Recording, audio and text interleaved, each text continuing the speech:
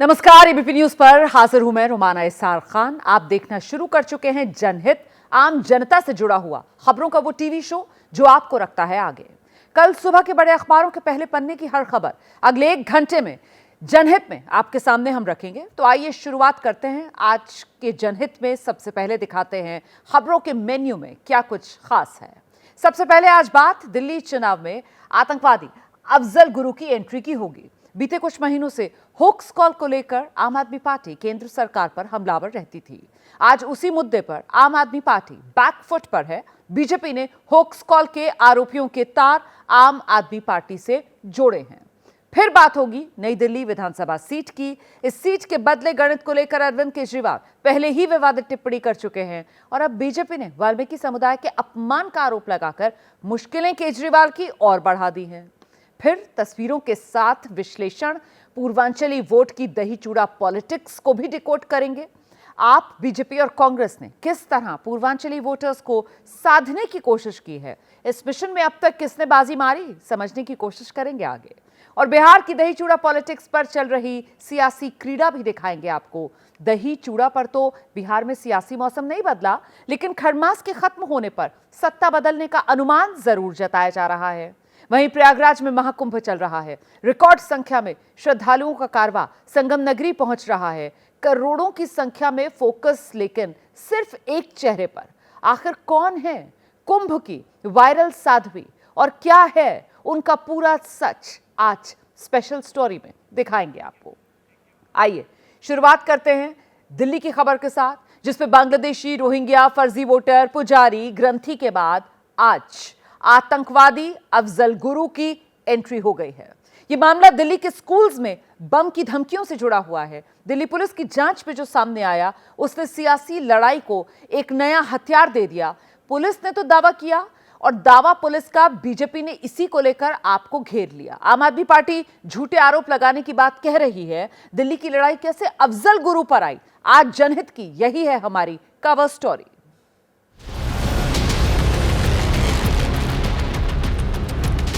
दिल्ली के स्कूलों में एक के बाद एक मिलने वाली बम धमकी के मामले में दिल्ली पुलिस ने शाम को 3:45 बजे प्रेस कॉन्फ्रेंस की और जो बातें कही उसने दिल्ली की सियासत में नया मोड़ ला दिया है।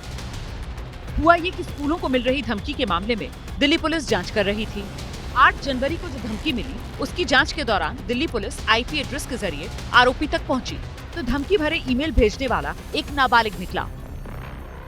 लैपटॉप है और उसके जो मोबाइल फ़ोन वो इस्तेमाल करता था, उसकी हमने फोरेंसिक जांच की तो हमें पता चला है कि इस बच्चे ने कम से कम 400 से भी ज़्यादा स्कूल्स को ये ईमेल भेजी थी।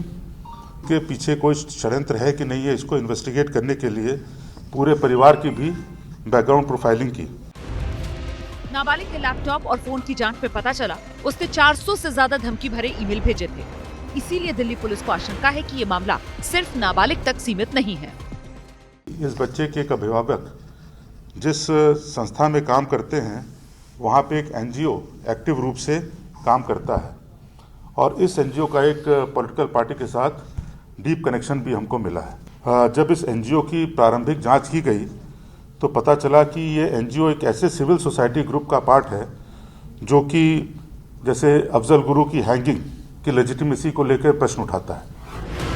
फिलहाल पुलिस ने राजनीतिक दल और उसे समर्थन करने वाले एनजीओ दोनों के नाम का खुलासा नहीं किया, लेकिन बीजेपी ने इस मामले में सीधे आम आदमी पार्टी को कटघरे में खड़ा कर दिया। दिल्ली में आम आदमी पार्टी का बहुत गहरा संबंध न सिर्फ तमाम ऐसे अवांछित एनजीओ से रहा है और तमाम ऐसी गतिविधियों से रहा है जो अफजल गुरु की हैंगिंग और देश विरोधी तमाम गतिविधियों में लिप्त रहे हैं। दिल्ली पुलिस की इस प्रेस कॉन्फ्रेंस के कुछ देर बाद ही बीजेपी ने ये प्रेस कॉन्फ्रेंस की और फिर इसके जवाब के आधे घंटे में 5:15 बजे आम आदमी पार्टी सामने आ गई। अरे तुम लोग अपने दफ्तर में रिपोर्ट तैयार करते हो, कहां से लेके आते हो भाई? क्यों आप कानून व्यवस्था जैसे गंभीर मुद्दे पे ओछी राजनीति कर रहे हैं? फिलहाल इस मामले ने नया सियासी मोड़ ले लिया है, लेकिन एक बात जो गौर करने वाली है वो ये कि फर्जी कॉल्स और ईमेल्स ने पिछले साल दिल्ली में सनसनी मचा दी। कानून व्यवस्था को लेकर पुलिस पर सवाल उठ रहे थे। अब इस नई थियोरी ने चुनावी माहौल में नए सवालों को जन्म दे दिया है। दिल्ली चुनाव में हुक्स कॉल के जरिए अफजल गुरु की एंट्री कैसे हुई, अब जरा उसे समझिए आप। दिल्ली में हुक्स कॉल का आरोपी एक नाबालिग निकला। नाबालिग का परिवार एक एनजीओ से जुड़ा है। एनजीओ अफजल गुरु की फांसी का विरोध कर चुका है। एनजीओ राजनीतिक दल की मदद भी करता रहा है। पुलिस ने राजनीतिक दल का नाम तो नहीं लिया, लेकिन बीजेपी ने आम आदमी पार्टी का नाम लेकर अफजल गुरु और आप के तार जोड़ दिए। आखिर कौन है आतंकी अफजल गुरु, अब वो भी मैं आपको बता देती हूं। जम्मू कश्मीर के बारामूला का रहने वाला था अफजल गुरु। एमबीबीएस की पढ़ाई बीच में ही उसने छोड़ी। चरमपंथी संगठन जम्मू कश्मीर लिबरेशन फ्रंट की सदस्यता ले ली। पीओके जाकर बाकायदा आतंकी ट्रेनिंग ली थी। 2001 संसद हमले की साजिश में शामिल था। 9 फरवरी 2013 को उसे फांसी दे दी गई थी। इससे पहले बीजेपी आरोप लगाती रही है कि अफजल की फांसी का विरोध करने वालों में मुख्यमंत्री आतिशी के माता पिता भी शामिल थे। दिल्ली में चुनावी लड़ाई अब रोज नए नए मोड़ ले रही है। चुनाव आयोग को निशाना कभी आम आदमी पार्टी बनाती है, कभी बीजेपी। नई दिल्ली की सीट मानो इस चुनाव में विवादों की सीट बनकर रह गई है। इस सीट पर अब कैसे हिंदू मुसलमान शुरू हुआ है और कैसे दलित वोटों को साधने की कोशिश हो रही है, देखिए दिल्ली चुनाव का धर्म काटा। बहुत बड़े स्केल पे स्कैम चल रहा है, बहुत बड़ा फ्रॉड चल रहा है। 4 वोट तो ऐसे जिनका कोई एड्रेस ही नहीं है, वो हमेशा अरविंद केजरीवाल को वोट देकर जिताते आए। जाहिर तौर पे ये यूपी और बिहार से ला के यूपी आसपास के स्टेट से ला के फर्जी वोट बनवा रहे हैं। वाल्मीकि मंदिर कोई टारगेट बनाएंगे या मस्जिद और दरगाह में भी जाके वेरिफिकेशन होगा। वोटर लिस्ट के बाद नई दिल्ली में सियासी लड़ाई वेरिफिकेशन को लेकर शुरू हो गई है। कल तक जो अरविंद केजरीवाल चुनाव आयोग को कटघरे में खड़ा कर रहे थे, आज बीजेपी चुनाव आयोग की भूमिका पर सवाल खड़े कर केजरीवाल को निशाने पर ले रही है। अरविंद केजरीवाल ने केवल यहाँ के मंदिरों की शिकायत करी है। मंदिरों और गुरुद्वारों की लिखित शिकायत करी है कि सारे मंदिरों में जाकर देख कर आइए, वहाँ पे बहुत ही फर्जी वोटिंग है। उन्होंने मस्जिद और दरगाह की बात नहीं करी है। जिस वाल्मीकि मंदिर का जिक्र प्रवेश वर्मा कर रहे हैं, उसका वीडियो 12 जनवरी को उन्होंने सोशल मीडिया पर भी पोस्ट किया। वीडियो में एक शख्स कागज लेकर वहां मौजूद लोगों के नाम पूछ रहा है। अमित कुमार कौन है? गिरजा शंकर। दावा किया जा रहा है कि नाम पूछने वाला शख्स चुनाव आयोग से जुड़ा है। वहां मौजूद शख्स पहले तो अपना नाम बताते हैं, लेकिन कुछ देर बाद वेरिफिकेशन में पक्षपात का आरोप लगाने लगते हैं। ये ना वाल्मीकि लोग हैं, इसलिए हमारे पीछे पड़ा, केजरीवाल पढ़वा रहा है पीछे इनको। केजरीवाल हमारे पीछे पढ़वा रहा है क्योंकि हम वाल्मीकि समाज के लोग हैं। जो हम वाल्मीकि समाज के लोग आप केजरीवाल के खिलाफ हो चुके हैं, हम केजरीवाल को वोट नहीं देंगे। हम किसी पार्टी के लिए तो ऑफिस से हैं। आपकी हम बात मान रहे हैं, लेकिन देश को आप केजरीवाल ही रहना। आपको हमने सब कुछ जैन में अप्लाई करा हुआ, सब कुछ वो करा हुआ। पूजा पाठ छोड़ दें, जाओ हजार सैकड़ों आदमी है मस्जिद के अंदर 150, 200 मौलवी है। वहाँ गए आप लोग, वहाँ पे गए हो क्या? कभी किसी मस्जिद में गए हो? दरअसल जिस नई दिल्ली सीट पर वेरिफिकेशन को लेकर वाल्मीकि समाज के लोग गुस्से में नजर आ रहे हैं, वहां की शिकायत लेकर अरविंद केजरीवाल 9 जनवरी को चुनाव आयोग के दफ्तर पहुंचे थे। बीजेपी पर वोट घोटाले का आरोप लगाया था। नई दिल्ली विधानसभा के अंदर 15 दिसंबर के बाद से 7 जनवरी तक 22 दिन में 5,500 वोट कटने के लिए आ गए हैं। टोटल वोट 1 लाख हैं, मतलब 5.5% वोट कटने के लिए 22 दिन में, पिछले 22 दिन में आ गए हैं। जाहिर तौर पे ये यूपी और बिहार से ला के यूपी आसपास के स्टेट से ला के फर्जी वोट बनवा रहे हैं। इसी बयान को बीजेपी ने पहले पूर्वांचलियों के अपमान का मुद्दा बनाया और अब आयोग से केजरीवाल की मुलाकात को बीजेपी वाल्मीकि समुदाय के खिलाफ साजिश बता रही है। पूरे दिल्ली में, केवल नई दिल्ली विधानसभा नहीं, खाली मंदिरों का क्यों कर रहे हैं? मस्जिद और दरगाह का भी तो करिए। पूरे दिल्ली के मस्जिद दरगाह में, एक मस्जिद दरगाह में 400 वोट बना हुआ है, 500, तो वहाँ पे इतने कमरे नहीं है जितने वोट बना हुआ है। उनकी भी तो चेकिंग करिए, खाली मंदिरों की चेकिंग क्यों कर रहे हैं? दरअसल नई दिल्ली सीट से खुद अरविंद केजरीवाल विधायक हैं। चौथी बार यहीं से चुनाव लड़ रहे हैं। बीजेपी और कांग्रेस ने पहले उनकी घेराबंदी की। वाल्मीकि समाज को विधानसभा चुनाव में केजरीवाल का कोर वोटर माना जाता है, लेकिन वाल्मीकि मंदिर से आ रहे विरोधी सुरों ने केजरीवाल की मुश्किल बढ़ा दी है। जगह जगह से हमारे पास फोन आ रहा है, केजरीवाल के सारे हर जगह काले झंडे दिखाए जाएंगे। वाल्मीकि शक्ति अमर रहे। दिल्ली में बीजेपी 27 साल से सत्ता का इंतजार कर रही है। इस वनवास को खत्म करने के लिए बीजेपी खास एक्शन प्लान पर काम कर रही है। क्या बीजेपी को दिल्ली में सत्ता तक पहुंचने का रास्ता दिख गया है? दिखाते हैं आपको एबीपी न्यूज की एक्सक्लूसिव पड़ताल। आप सांसद संजय सिंह ने अपने कार्यकर्ताओं की मौजूदगी में सांकेतिक बारात निकाली। बिना दूल्हे की घोड़ी घुमाई, घोड़ी पर पोस्टर चस्पा था, दिल्ली में बीजेपी का दूल्हा कौन? भाजपा की बिन दूल्हे की बारात है। आप देखिए, घोड़ी पे दूल्हा नहीं है, तो इसलिए दिल्ली के लोग जानना चाहते हैं भाजपा का दूल्हा कौन। नारे लग रहे हैं भाजपा का दूल्हा कौन, कोई नहीं है, कोई नहीं है। दिल्ली में आप सड़कों पर बीजेपी का दूल्हा तलाश रही है, लेकिन बीजेपी दूल्हे के सवाल को इग्नोर कर फिलहाल सत्ता का रास्ता तय करने के लिए झुग्गियां छान रही है। झुग्गियों में रात्रि प्रवास के बाद बीजेपी चुनाव से 20 दिन पहले झुग्गियों का आशीर्वाद मिलने का दावा कर रही है। लगभग 50% हमने डेंट कर दिया है आम आदमी पार्टी को ऑलरेडी। हमारा 38% वोट शेयर था लास्ट चुनाव में। अगर हम 46-47 पे पहुंचते हैं तो हमारी सरकार बन रही है। दरअसल दिल्ली में बीजेपी को दूल्हा चुनने का मौका तभी मिलेगा जब झुग्गी बस्तियों का वोट उसकी झोली में गिरेगा। झुग्गी वोटर्स आम आदमी पार्टी का एक मजबूत वोट बैंक माना जाते हैं। इस बार बीजेपी झुग्गी प्रवास और आवास के सपने के जरिए आपके वोट बैंक में सेंध मारने की कोशिश कर रही है। दिल्ली में करीब 750 छोटी बड़ी झुग्गियां हैं, जिनमें करीब 30 लाख की आबादी रहती है। इनमें 15 लाख के करीब वोटर हैं। 2020 में आम आदमी पार्टी को 61% और बीजेपी को 33% वोट मिला था। वोट शेयर की यही खाई बीजेपी इस बार पाटने की तैयारी कर रही है। देखना, जो दिल्ली के 1000 बूथ हैं जिसमें 15 लाख वोटर रहते हैं, जिसमें से 9 लाख वोट लोग कास्ट करते हैं। पिछली बार हमें 2 लाख मिले थे। अगर हम 4.5 लाख तक भी पहुंच गए तो हमारी सरकार बन रही है और 100% हम उससे ज्यादा पहुंचे। प्रधानमंत्री नरेंद्र मोदी और अमित शाह ने भी दिल्ली में अपने चुनावी अभियान की शुरुआत झुग्गी के कामों से ही की थी। अब दोनों अगले राउंड में दिल्ली में बीजेपी की सियासी बारात को भव्य बनाने की तैयारी में हैं। दिल्ली में प्रधानमंत्री नरेंद्र मोदी 3 से 4 बड़ी रैलियां करेंगे। प्रधानमंत्री मोदी की रैलियां 20 जनवरी के बाद होंगी। दिल्ली में पीएम मोदी का एक रोड शो भी हो सकता है। गृह मंत्री अमित शाह की 7 से ज्यादा रैलियां होंगी। अमित शाह के 4-5 रोड शो भी प्रस्तावित हैं। विरोधी भले ही बीजेपी पर बिना दूल्हे की बारात का पलटवार कर रहे हों, लेकिन बीजेपी का पूरा फोकस बारात पर है, जिसे दिल्ली की सत्ता तक पहुंचाने की जोर शोर से तैयारी है। दिल्ली चुनाव में कांग्रेस ने अरविंद केजरीवाल को आरक्षण के मुद्दे पर घेरा। कल राहुल गांधी ने आरोप लगाया कि जाति जनगणना और आरक्षण के मुद्दे पर केजरीवाल कुछ नहीं बोलते, और आज कांग्रेस ने केजरीवाल का एक पुराना वीडियो शेयर किया, हमला अपना और तेज कर दिया। केजरीवाल जी से पूछिए और उनसे कहिए कि वो पब्लिकली कहें, देश के सामने कहें कि वो रिजर्वेशन बढ़ाना चाहते हैं। हमारा ये मानना है कि अगर किसी को एक बार रिजर्वेशन मिल जाए तो उसको फिर दोबारा रिजर्वेशन नहीं मिलना चाहिए।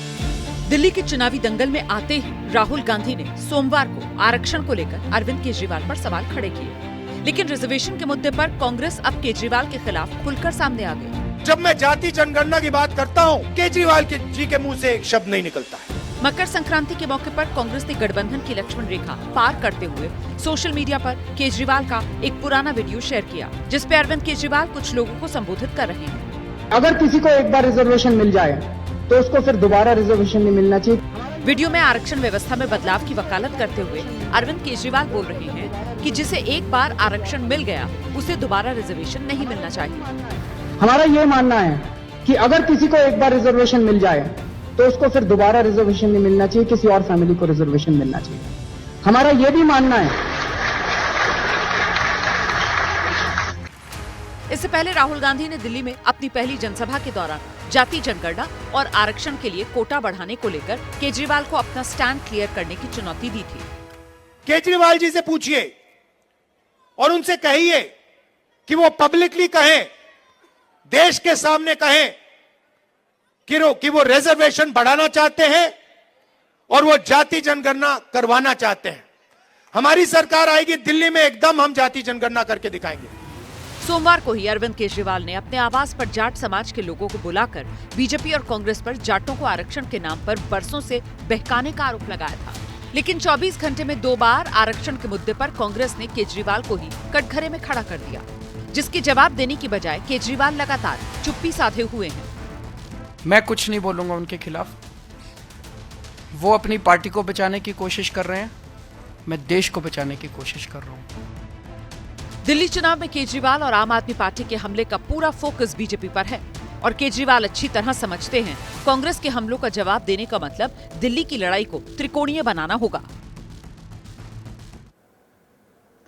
दिल्ली की जो कालकाजी सीट है उस पर लड़ाई दिलचस्प है। सीएम आतिशी के खिलाफ कांग्रेस की अलका लांबा और बीजेपी की रमेश बिधूड़ी चुनावी मैदान में हैं। आतिशी और अलका ने मां कालकाजी का आशीर्वाद लेकर अपना नामांकन भर दिया है। कालकाजी के सियासी त्रिकोण में आज आप की तरफ से मुख्यमंत्री आतिशी और कांग्रेस की तरफ से अलका लांबा ने पर्चा भर दिया। आतिशी के नामांकन के दौरान आपका कोई बड़ा नेता मौजूद नहीं रहा। वहीं अलका लांबा के साथ कालकाजी से 3 बार विधायक रहे सुभाष चोपड़ा मौजूद रहे। पर्चे की औपचारिकता से पहले सियासी चर्चे की चुनावी रस्म अदायगी हुई। अलका लांबा ने कालकाजी मंदिर में पूजा की, गुरुद्वारे में अरदास सुनी और जीत का आशीर्वाद मांगा। पूजा पाठ और नामांकन के बाद अलका ने आतिशी पर एक बार फिर कठपुतली सीएम के तीर तेज किए तो आतिशी ने केजरीवाल के पद पर चलते हुए बीजेपी कांग्रेस गठबंधन के आरोप मढ़े। देखिए, प्राथमिकता मेरे लिए कालकाजी विधानसभा का विकास रहेगा और मेरी पार्टी के लिए दिल्ली का विकास रहेगा। तुम बिल्कुल एक कठपुतली की तरह काम कर रही हो, लेकिन कालकाजी के लोगों को अब कोई कठपुतली प्रतिनिधि नहीं चाहिए। जब संदीप दीक्षित जी समय मांगते हैं, उनकी कंप्लेंट रिसीव होती है, तुरंत उस पर कार्रवाई होती है, उसमें एफआईआर होती है, तो ये क्या हो रहा है? ये बिल्कुल साफ है कि कांग्रेस के कैंडिडेट्स के बीच में, भारतीय जनता पार्टी के बीच में जुगलबंदी चल रही है। आतिशी ने आज नामांकन दाखिल किया। रोड शो का दम वो कल ही दिखा चुकी हैं, लेकिन फिलहाल वो भी चुनाव प्रचार को लेकर घिर गई हैं। आरोप है कि 7 जनवरी को आतिशी ने सरकारी वाहनों का इस्तेमाल चुनाव प्रचार के लिए किया, जिस पर गोविंदपुरी थाने में शिकायत दर्ज हो चुकी है। आप सफाई देने की बजाय बीजेपी पर हमलावर है। प्रवेश वर्मा जी पे पैसे बांटने पे, चश्मा बांटने पे जांच चल रही है। कब से जांच चल रही है और मुझ पर बिना जांच के एफआईआर भी फाइल हो गई। तो इसलिए ये बिल्कुल साफ है कि कुछ तो दाल में काला है। वहीं बीजेपी और कांग्रेस भी पलटवार करने मैदान में आ गई। बीजेपी आतिशी का नामांकन रद्द करने की मांग कर रही है तो कांग्रेस पुलिस एक्शन को सही ठहरा रही है। ये गंभीर बात है। अगर आप गाड़ी इस्तेमाल कर रहे हैं, आप पे मॉडल कोड ऑफ कॉन्डक्ट का वेरिएशन होना चाहिए। जहाँ तक और पार्टियों में हुआ है नहीं हुआ है वो भी सही है, लेकिन इसका ये मतलब नहीं है कि आप मॉडल कोड को जो है उसका उल्लंघन करें। अब आतिशी बचकर नहीं भाग सकती हैं। अब आतिशी को नैतिक जिम्मेवारी लेनी होगी और बचने का एक ही रास्ता है। यदि उन्होंने नॉमिनेशन फाइल कर दिया है तो उनको विड्रॉ कर लेना चाहिए। आतिशी आचार संहिता के उल्लंघन में फंसती नजर आ रही हैं।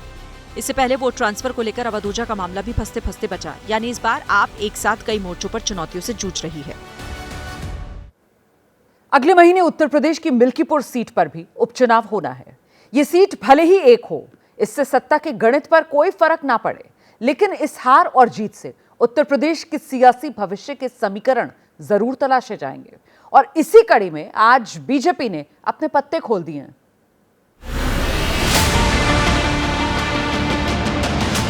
प्रधानमंत्री मोदी के साथ ये चंद्रभान पासवान की तस्वीर है। इन्हीं चंद्रभान को बीजेपी ने मिल्कीपुर का किला फतेह करने की जिम्मेदारी दी है। उपचुनाव में उम्मीदवार बनाया है। बीजेपी के लिए मिल्कीपुर का चुनाव कितना अहम है, इसका अंदाजा आप इस बात से लगा सकते हैं कि लोकसभा चुनाव के नतीजों के बाद से सीएम योगी 1 दर्जन से ज्यादा बार यहां का दौरा कर चुके हैं। मिल्कीपुर के विधायक रहे अवधेश प्रसाद लोकसभा चुनाव में समाजवादी पार्टी के टिकट पर सांसद बने। इस वजह से यहाँ चुनाव हो रहा है। मिल्कीपुर विधानसभा सीट उस फैजाबाद लोकसभा का हिस्सा है जिस फैजाबाद में अयोध्या धाम है। लोकसभा चुनाव में मिली हार मानो बीजेपी को टीस की तरह चुभती है और उसी हार का हिसाब करने के लिए पार्टी ने नए चेहरे पर दांव लगाया। चंद्रभान पासवान खुद 2 बार जिला पंचायत के सदस्य रह चुके हैं। चंद्रभान की पत्नी कंचन अभी जिला पंचायत की सदस्य हैं। चंद्रभान खुद पेशे से वकील हैं। परिवार साड़ी के कारोबार से जुड़ा है। चंद्रभान पार्टी की जिला कार्यकारिणी के सदस्य हैं। मिल्कीपुर सीट से समाजवादी पार्टी से अवधेश प्रसाद के बेटे अजीत उम्मीदवार हैं। कांग्रेस ने इस सीट पर समाजवादी पार्टी को समर्थन दिया है। 2017 में बीजेपी इस सीट से जीती थी। 2022 के विधानसभा चुनाव में मिल्कीपुर सीट पर समाजवादी पार्टी को 1,03,905 वोट मिले, जबकि बीजेपी को 90,567 वोट मिले। बीएसपी को 14,427 वोट मिले। समाजवादी पार्टी 13,338 वोट से चुनाव जीती। 5 फरवरी को मिल्कीपुर में चुनाव होने हैं। 8 फरवरी को नतीजे आएंगे। और अब बिहार लेकर चलते हैं आपको। यहां खरमास खत्म हो गया, लेकिन वो सवाल बना हुआ है कि नीतीश कुमार क्या करेंगे। आज दही चूड़ा के मौके पर एक बार फिर नीतीश कुमार पर डोरे डालने की कोशिश की गई, लेकिन नीतीश के साथ जाने के सवाल पर लालू परिवार में मतभेद दिखने लगा है। अब मकर संक्रांति के मौके पर पटना में सियासी खिचड़ी खूब पकी। पक्ष और विपक्ष दोनों खेमों में दही चूड़ा का भोज हुआ और खबर दी आरजेडी अध्यक्ष लालू यादव की सांसद बेटी मीसा भारती ने। पिछले समय में आप लोगों ने देखा है कि मकर संक्रांति के बाद बहुत उलटफेर हुआ है कि राजनीति में कुछ भी असंभव नहीं है। मीसा भारती ने कहा कि राजनीति में कुछ भी असंभव नहीं, और ये तब कहा जब तेजस्वी और तेज प्रताप दोनों भाई नीतीश को लेकर दरवाजा बंद करने की बात कह चुके हैं। नहीं, कोई मतलब नहीं, देखिए कोई कयास लगाने का मतलब ही नहीं, सीधे चुनाव होगा। नीतीश जी को एंट्री हम करने देंगे यहाँ 10 नंबर। लेकिन मीसा के बयान के बाद सियासी सवाल पटना के पॉलिटिकल कॉरिडोर में घूमने लगा। आखिर चाचा नीतीश क्या फिर से पलटी मारेंगे? नीतीश जी तो ऑलरेडी कह चुके हैं कि 2025 में जो अगला लीडर होगा बिहार का, जो अगला मुख्यमंत्री होगा, वो माननीय तेजस्वी जी होंगे। लालू की पार्टी ही नहीं, खुद लालू की नजर भी नीतीश पर है। नए साल के मौके पर उन्होंने नीतीश के लिए दरवाजा खोलने का ऐलान किया था। तभी से सियासी सुगबुगाहट हो रही है। इंतजार मकर संक्रांति का हो रहा था और वो मौका आ गया। लालू जी पुत्रमोह में व्याकुल तो है ही, लगातार मुंगेरी लाल के हसीन सपने भी देख रहे हैं। तेजस्वी यादव या किसी और का सवाल कहाँ? वैसे नीतीश कुमार के कदम ने सियासी अटकलबाजियों को नए सिरे से जन्म दिया। हुआ ये कि चिराग पासवान ने दही चूड़ा के भोज का आयोजन किया था। दोपहर 12 बजे नीतीश कुमार को पहुंचना था, लेकिन वो समय से पहले पहुंच गए और जब पहुंचे तो चिराग वहां नहीं थे। नीतीश थोड़ी देर में ही वापस लौट गए। नीतीश की इस टाइमिंग को लेकर चर्चा हो रही है। वैसे आज ही एनडीए के तमाम घटक दलों ने साझा प्रेस कॉन्फ्रेंस की है। चुनावी साल में एनडीए के तमाम दल मिलकर कार्यकर्ताओं का मनोबल बढ़ाएंगे, चुनावी रणनीति बनाएंगे।